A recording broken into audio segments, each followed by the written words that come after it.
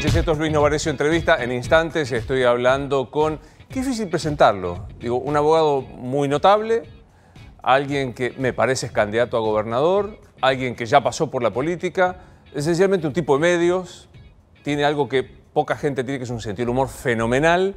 Bueno, enseguida estoy hablando con Mauricio D'Alessandro, que es un tipo que vale la pena hablar de varias cosas. Y me permito detenerme un segundo antes de recibirlo al doctor D'Alessandro, porque me parece que hay un momento de enorme crisis de credibilidad con la justicia. Yo sostengo que el Poder Judicial ha logrado en algún sector sostenerse como el último resabio de la monarquía, de las monarquías. Hay algunos jueces que creen que no tienen que hablar con los medios de comunicación, hablan por sus sentencias. Hay algunos fiscales. El fiscal es el señor que nos representa a nosotros en un proceso, no dan explicaciones sino a través de sus dictámenes. ¿A alguien se le ocurre que un presidente no hable, el titular del Ejecutivo, no hable con los medios de prensa? Tuvimos.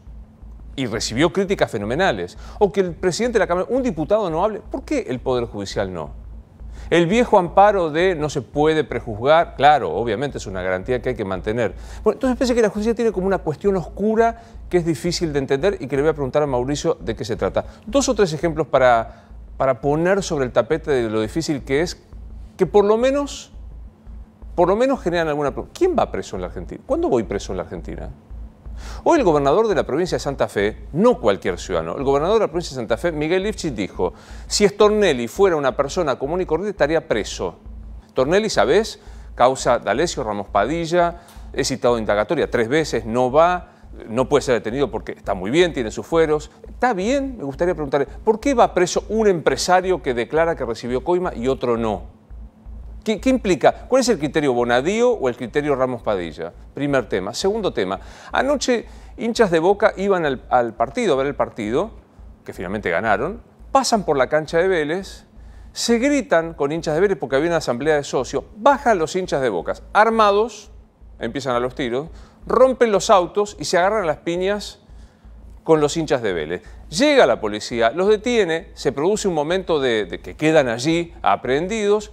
La policía llama por teléfono al fiscal de turno, al doctor Otamendi, y el fiscal de turno dice: libérenlos, ni siquiera pidió si tenían antecedentes, si tenían portación de armas o nada, libérenlos porque si los sostenemos ahí y no pueden ir a ver el partido, va a haber más incidentes.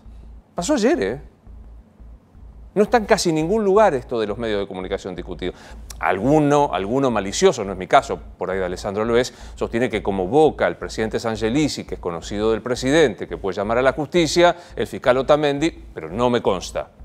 No puedo decir una cosa semejante. Y el tercer tema, y ya lo recibo de D'Alessandro, que me sorprendió y para ver si puedo entender qué pasa en la justicia, es el caso de esta declaración de inconstitucionalidad de una ley porteña que dice que si hay un contrato de alquiler con una inmobiliaria, el que paga la comisión es el dueño del inmueble y no el inquilino, el locatario. Podemos discutir si está bien o no. La justicia decidió que esto es inconstitucional, que no está bien, que esto debe someterse a un acuerdo de partes, que como todos sabemos la parte más fuerte es el locador y por lo tanto es difícil que el locatario pueda discutirlo. No importa el fondo de la cuestión. Dato. El que emite el voto en la Cámara de lo Contencioso, el que funda el primer voto, es el doctor Eduardo Centanaro, que tiene una inmobiliaria.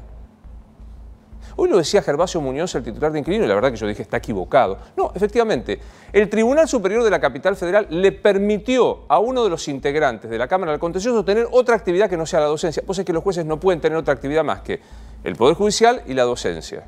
Bueno, tiene una inmobiliaria, tiene una empresa de negocios inmobiliarios y falla en una causa vinculada con los negocios inmobiliarios. ¿No es raro?